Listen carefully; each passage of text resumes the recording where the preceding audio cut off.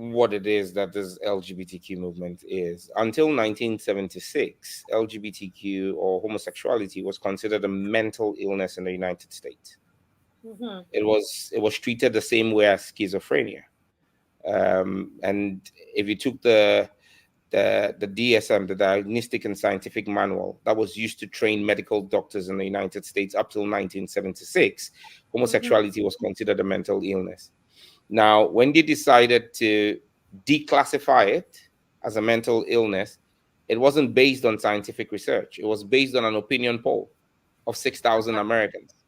6,000 Americans. I mean, really, that's what they used to declassify homosexuality as a mental illness. And for me, it was purely political. It was a political campaign that had been waged. And if you look at what they've done, they've targeted certain demographics. And if you look at the United States, for example, within the African American community, homosexuality is quite prevalent and quite huge there. And it's a systematic thing. If you looked at the US in 1894, the growth rate, population growth rate in Black American families was 9.2. 9.2, meaning for every Black American family, they had about 9 children. And the growth rate in white American families was 2.1, meaning they had literally just 2 children. Mm-hmm. Now, what they've done, if you fast forward to the African American family, the Black American family in 2024, what the growth rate is 1.9, which means that the average African American family is having less than 2 kids. Now, once your population growth rate for any demographic drops below 2, that demographic is dying.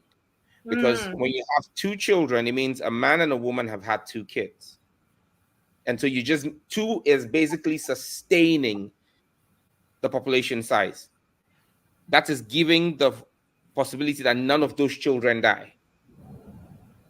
So what they've done is, and if you look at Africa, and I'm sure they're doing the same thing in the Caribbean, they have this population caucus movements that are telling you to watch your population growth rate. And if you look at all what they're saying to you, they're always giving you the standard population growth rate at less than 2. It's always around 1.5, 1.8, because they want your population sizes controlled. Now, how did they do that with the Black American community? It was with the privatization of the penitentiary system that put money in the hands of private people for the number of people they had in their jails. Now, how did they get more people in jail? It's by messing up the justice system and jailing more people, sending more people to jail. So money is at the bottom of all of this.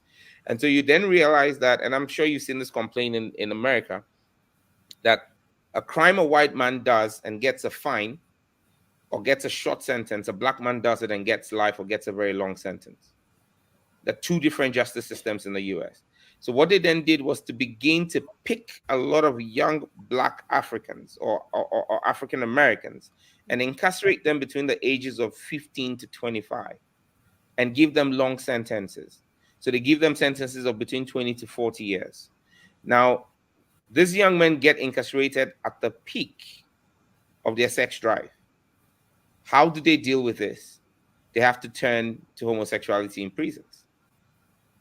Now you have all of these young men locked up between 15 and 25 for 15, 20, 30 years. They come out of jail after 40, where their sex drive is declining, but they've spent all of their active sex lives being gay, engaged in sodomy. And so they don't have an appreciation of what family life is. They don't have an appreciation of procreation the natural way. Now, that's what they've done to control the Black population in the West.